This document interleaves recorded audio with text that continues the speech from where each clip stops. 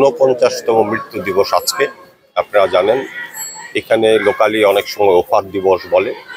এই দিবসকে উপলক্ষে প্রতি বছরই আমরা মাওলানা ভাসানী বিজ্ঞান ও প্রযুক্তি বিশ্ববিদ্যালয়ে নানান আয়োজন করে থাকি। তাকে শ্রদ্ধা নিবেদন করি। তাকে আজকের এই দিনে আমরা গভীর শ্রদ্ধা ভরে স্মরণ করি।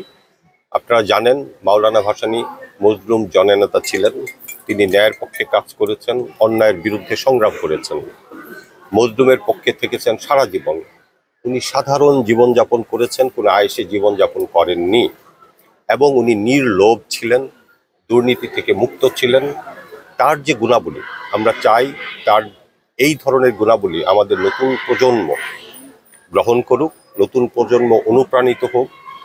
নতুন প্রজন্মকে অনুপ্রাণিত করার জন্য এই দিবসকে কেন্দ্র করে আমরা মাওলানা ভাসানীর উপরে সেমিনার আয়োজন করে থাকি।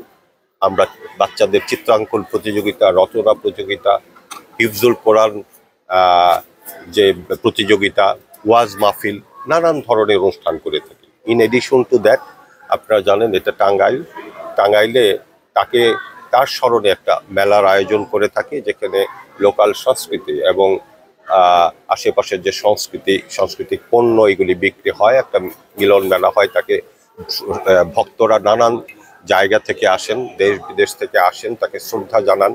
এই ঐতিহ্য অনেকদিন যাবৎ চলে আসছে, আমরা এটা মেনটেন করছি। আমাদের মূল উদ্দেশ্য হচ্ছে মাওলানা ভাসানীর যে চেতনা, ন্যায়নিষ্ঠতা, সততা, এটা প্রচার করা, যেন আমাদের নতুন প্রজন্ম এটাকে ধারণ করে দেশের দুর্নীতি কমে, দেশের প্রতি ভালোবাসা বাড়ে, সংগ্রামী চেতনা থাকে, অন্যায়ের বিরুদ্ধে তারা যেন সবসময় সোচ্চার থাকে। আমাদের উদ্দেশ্য সেটাই।